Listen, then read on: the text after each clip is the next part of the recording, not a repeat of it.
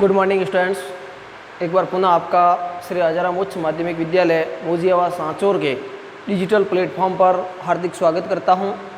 मित्रों, आज अपन कक्षा 12 की जो अनिवार्य हिंदी है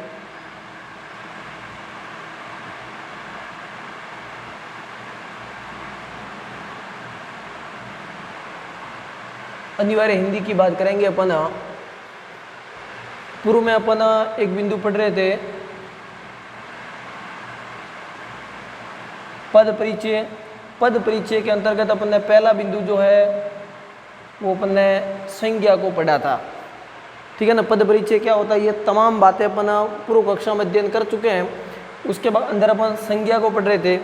संज्ञा मैंने आपको बताया था कि मोटे तौर पर 3 प्रकार की होती है: व्यक्तिवाचक, जातिवाचक और भाववाचक संज्ञा।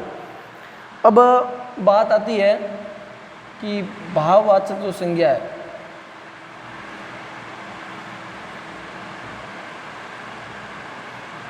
यह जो किस प्रकार से या कितने प्रकार से भाववाचक संज्ञा बनती है, इनके बारे में अपन बात करें तो ये 5 प्रकार से भाववाचक संज्ञा बनती है।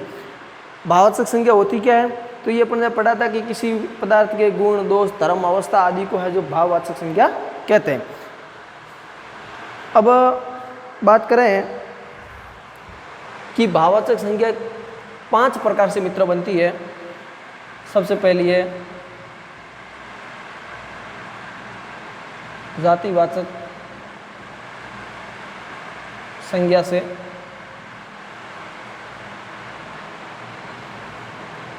उसके बाद में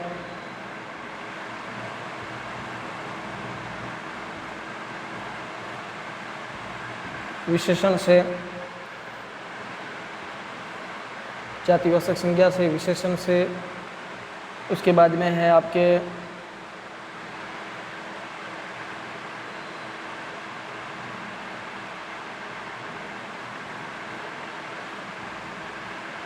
अव्यय से,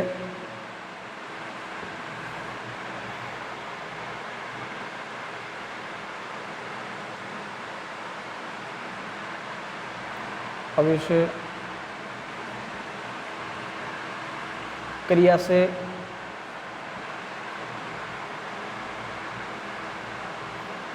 क्रिया से। और जो 5वां है, चलो अपन इसको पहले देखते हैं, जातिवाचक संज्ञा से। जैसे पशु से क्या बनेगा आपका, पशुता। मित्र, अपन बात कर रहे हैं कि भाववाचक संज्ञा है वो किन किन से मिलकर के मतलब किन से बनती है। तो भाववाचक संज्ञा बनती है, अपन पहला पढ़ रहे हैं, जातिवाचक संज्ञा से। यानी पशु आपका क्या है, जातिवाचक संज्ञा है। लेकिन इस जातिवाचक संज्ञा से पशुता जैसे शब्द बनेगा तो क्या प्रत्यय, ता प्रत्यय जुड़ने पर यह जो क्या बन जाएगा आपका भाववाचक संज्ञा बन जाएगा। मित्र से, मित्रता,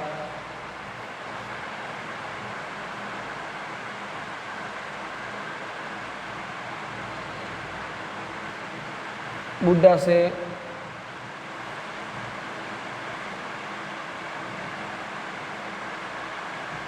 बुढ़ापा, इस प्रकार से। दूसरा है विशेषण से। तो विशेषण से आप जैसे बनाओगे तो मान लीजिए आपने लिखा कठोर। कठोर क्या है, विशेषण है। जैसे कठोर लकड़ी, कठोर पत्थर, इस प्रकार से। तो इनसे जो भाववाचक संज्ञा बनेगी वो बनेगी कठोरता, गर्म से बनेगा गर्मी। जैसे गर्म यानी ये पदार्थ है वो गर्म है, तो उस गर्म जो है वो आपका विशेषण है। और गर्म से जो गर्मी शब्द बनेगा वो गर्मी शब्द क्या है, आपका भाववाचक संज्ञा है। इसमें ये कठोरता क्या है, भाववाचक संज्ञा है। कठोर क्या है आपका, जो ये कठोर है ये है जो आपका विशेषण है, ठीक है ना। इसी प्रकार से इस ऊपर वाले में हो रहा है। अव्यय, अव्यय में जैसे दूर, तो दूर से क्या बन जाएगा, दूरी बन जाएगा।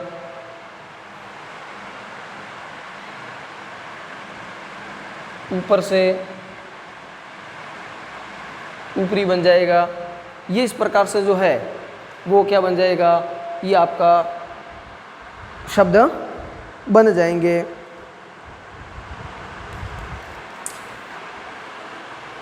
अब अगर बात करें अपन क्रिया की, तो जैसे शब्द है सुनना, सुनना क्या है, क्रिया है, तो सुनना से क्या बन जाएगा, सुनवई। तो सुनवई शब्द क्या है आपका, भाववाचक संज्ञा है। सुनना क्या है, क्रिया। तो सुनवई जो शब्द है वो भाववाचक संज्ञा है, लेकिन किन से बना है, तो क्रिया से बना है।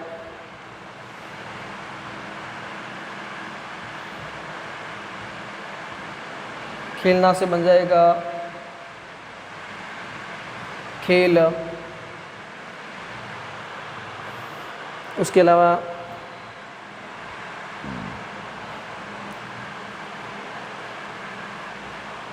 पहचानना, क्रिया है पहचानना, पहचानना से क्या बन जाएगा, पहचान बन जाएगा, ठीक है।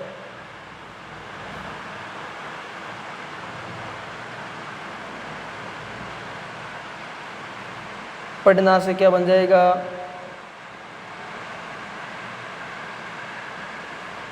पढ़ाई बन जाएगा। इसके बाद में मान लीजिए क्रिया है गिरना, गिरना से क्या बन जाएगा, गिरावट। ये इस प्रकार से क्रिया शब्दों से क्या बनता है, भाववाचक संज्ञा बनती है। पांचवा है आपका सर्वनाम से, न सर्वनाम शब्दों से भी क्या बनती है, जातिवाचक संज्ञा बनती है। जैसे मैं लिखूं निज, तो इनसे क्या बन जाएगा, निजत्व।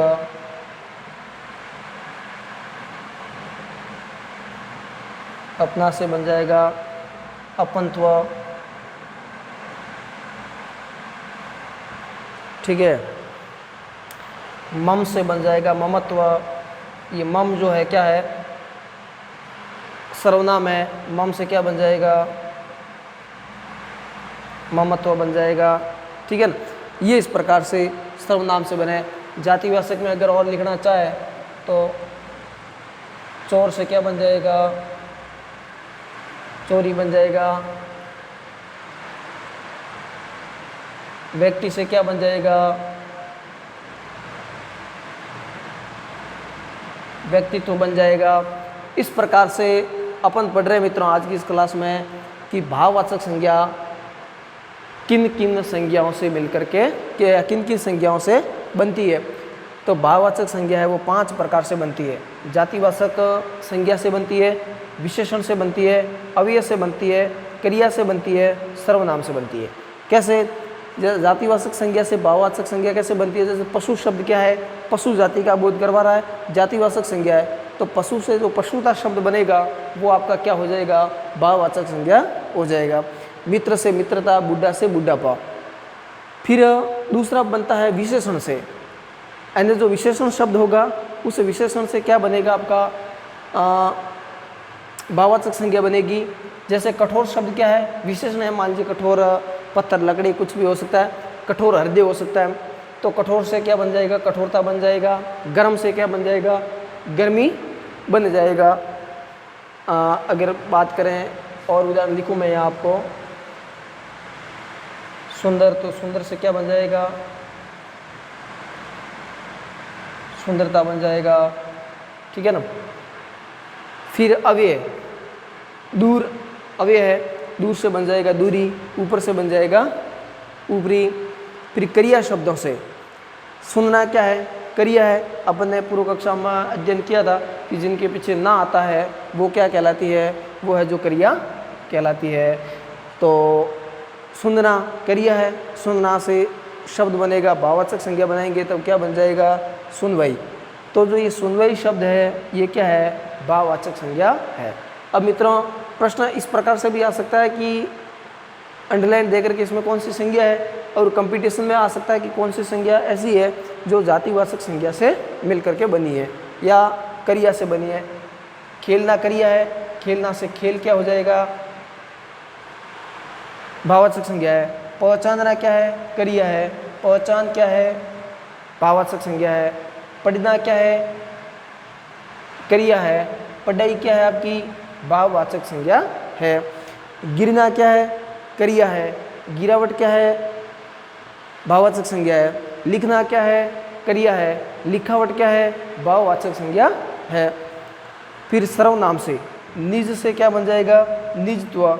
निज क्या है, सर्वनाम है, निजत्व क्या है, भाववाचक संज्ञा है। मम क्या है, सर्वनाम है, ममत्व क्या है, भाववाचक संज्ञा है। अपना क्या है, सर्वनाम है, अपनत्व क्या है, भाववाचक संज्ञा है।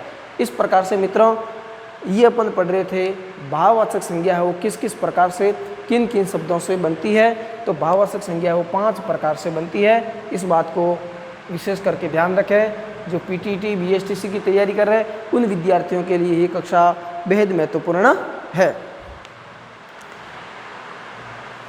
अब मित्रों अपन आगे बात करेंगे। संज्ञा नामक जो प्रकरण था वो आज है जो अपने यहीं पर कंप्लीट होता है। अब अपन आगे के बिंदु के बारे में चर्चा करेंगे और वो आगे का बिंदु है मित्रों सर्वनाम। आगे का बिंदु कौन सा है मित्रों, सर्वनाम है।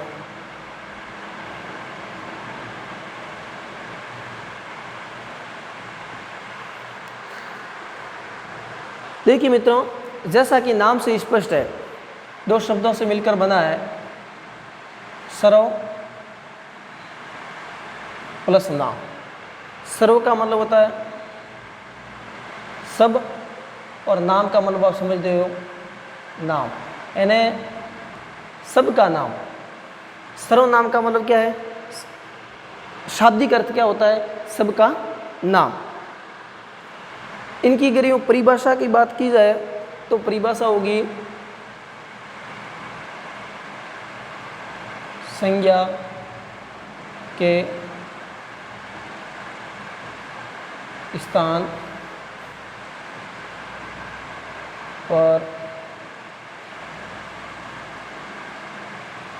प्रयुक्त, संज्ञा के स्थान पर प्रयुक्त होने वाले शब्दों को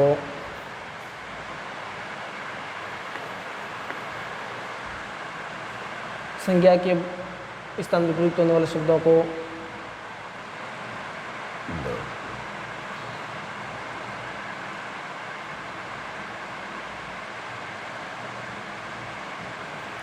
सर्वनाम कहते हैं। सिंपल सी परिभाषा है कि संज्ञा के स्थान पर प्रयुक्त होने वाले जो शब्द होते हैं वो क्या कहलाते हैं, सर्वनाम। इनका जो उद्देश्य है वो है एक तो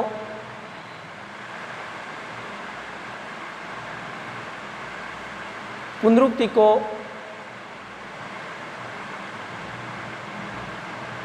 रोकना, यानी किसी भी शब्द है वो बार बार आने से अच्छा नहीं लगता तो उस पुनरुक्ति को रोकना।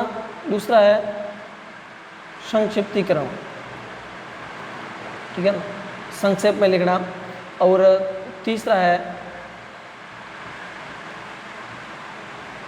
सौंदर्य। जैसे मित्रों मैं एक शब्द लिखता हूँ,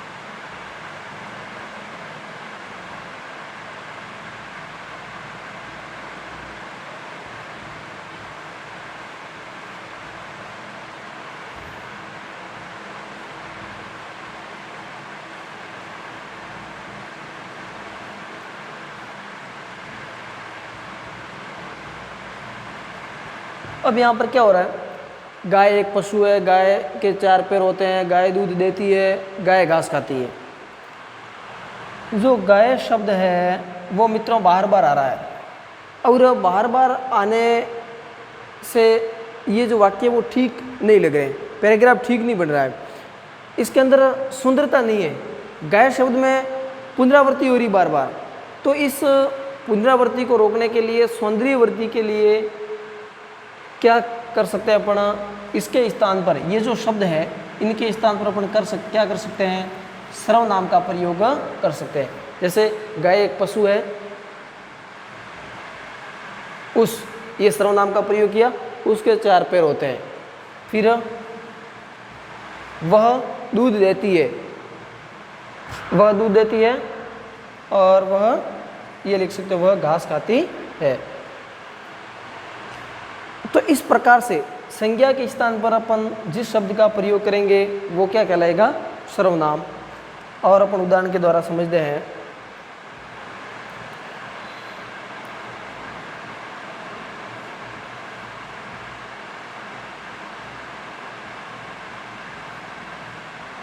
राम घर जाता है, अब मैं यहाँ राम की जगह लिख दूँ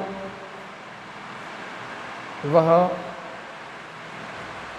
घर जाता है, तो ये जो शब्द है वो क्या कहलाएगा, आपका सर्वनाम कहलाएगा। जैसे एक वाक्य लिखो, वह पढ़ती है। अब वह की जगह आप रीना लिख सकते हो, ठीक है ना। सीता लिख सकते हो, रीना पढ़ती है, सीता पढ़ती है, लेकिन संज्ञा के स्थान पर ये जो शब्द प्रयोग करेंगे इस शब्द को क्या कहा जाएगा, सर्वनाम कहा जाएगा। इन शब्दों को है जो आपके सर्वनाम कहा जाएगा, यानी संज्ञा के बदले में प्रयुक्त होने वाले शब्द को क्या कहते हैं, सर्वनाम कहते हैं।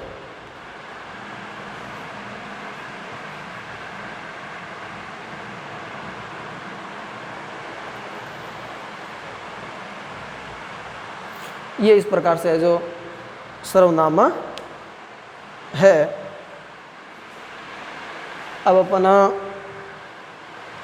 बात करते हैं, ये अपन ने परिभाषा को देखा कि संज्ञा के स्थान पर प्रयुक्त होने वाले शब्दों को क्या कहा जाता है, सर्वनाम कहा जाता है। अब है जो अपन एक एक करके मित्रों सर्वनाम के भेदों को पढ़ेंगे। अपन ने जो संज्ञा को पढ़ा, संज्ञा को पढ़ने के बाद में अपन ने जो सर्वनाम को पढ़ रहे हैं, और सर्वनाम में जो सर्वनाम के भेद है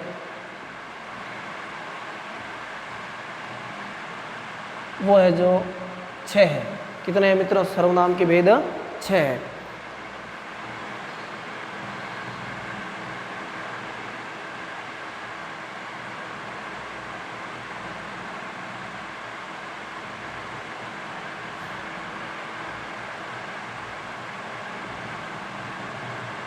पुरुषवाचक सर्वनाम, दूसरा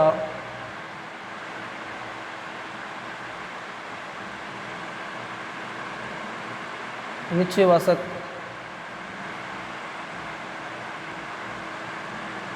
सर्वनाम, तीसरा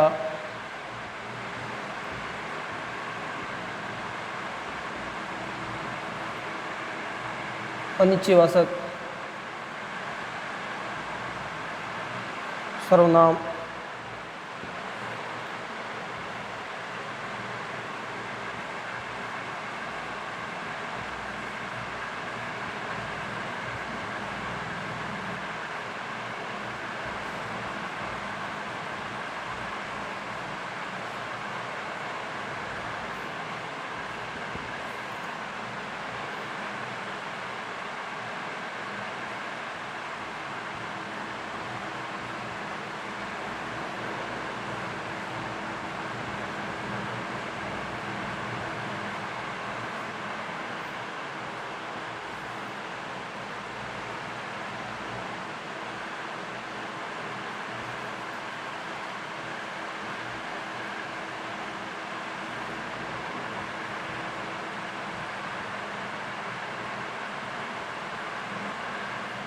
ये मित्रों सर्वनाम के 6 भेद है।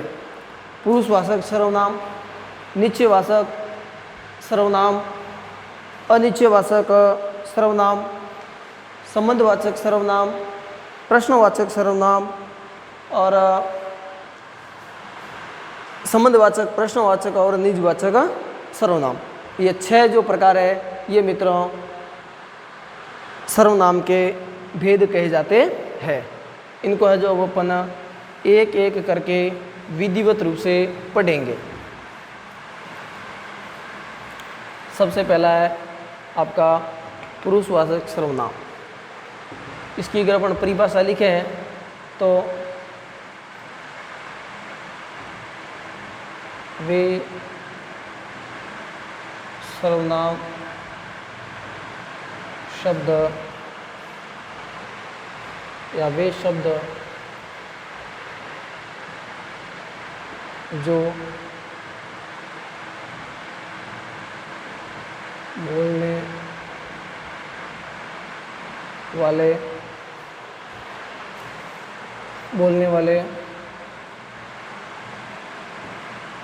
सुनने वाले या जिसके विषय में कहा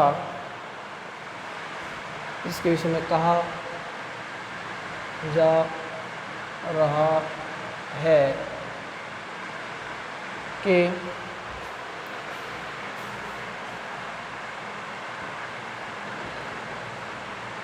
स्थान पर प्रयुक्त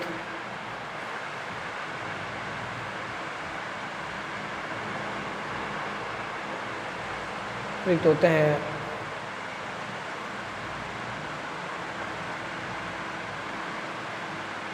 पुरुषवाचक सर्वनाम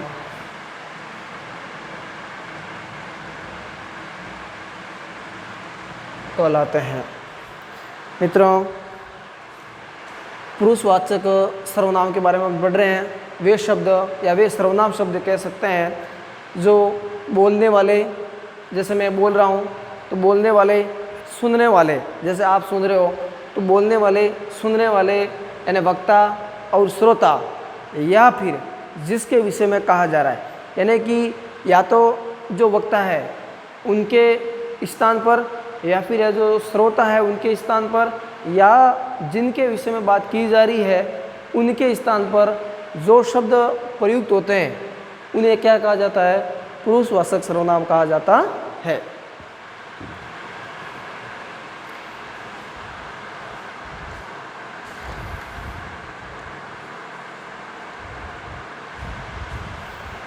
इसमें मित्रों पुरुषवाचक जो सर्वनाम है उनके 3 प्रकार है।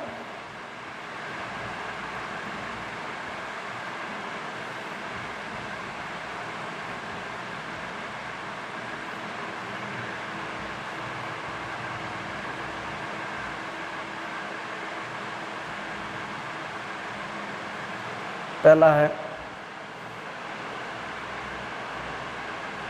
उत्तम पुरुष। उत्तम पुरुष है वक्ता या लिखने वाले के स्थान पर प्रयुक्त सर्वनाम शब्द। यानी उत्तम पुरुष। दूसरा होगा मध्यम पुरुष और तीसरा है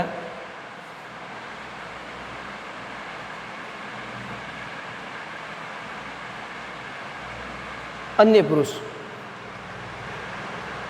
उत्तम पुरुष यानी वक्ता या फिर लिखने वाला, या तो बोलने वाला अगर बोल रहा है तो, और लिख रहा है तो लिखने वाला, जो अपने लिए प्रयुक्त करता है वो सर्वनाम शब्द क्या कहलाता है? उत्तम पुरुष कहलाता है। जैसे मैं, हम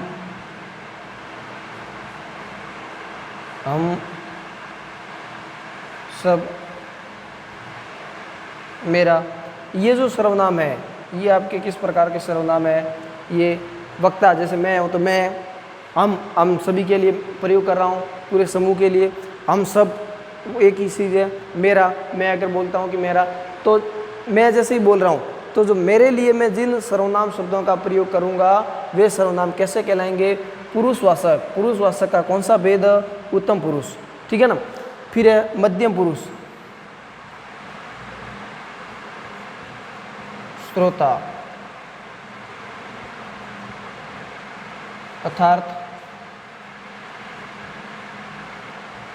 सुनने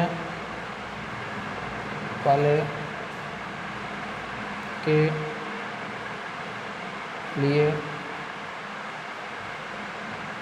प्रयुक्त। मध्यम पुरुष में क्या होगा? श्रोता, या जो सुनने वाला है। अब जैसे मैं बोल रहा हूँ और आप सुन रहे हो, तो आपके लिए जो भी सर्वनाम शब्द प्रयोग हो गए वो क्या कहलाएंगे? मध्यम पुरुषवाचक सर्वनाम कहलाएंगे। जैसे तुम,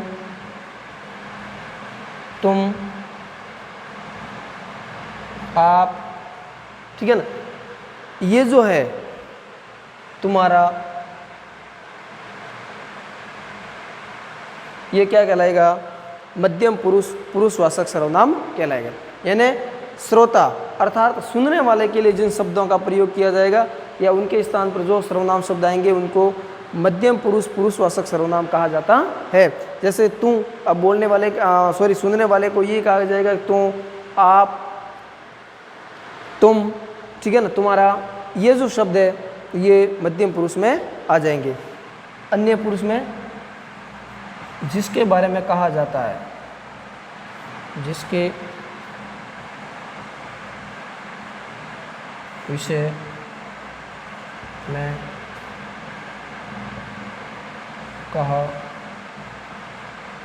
जाता है।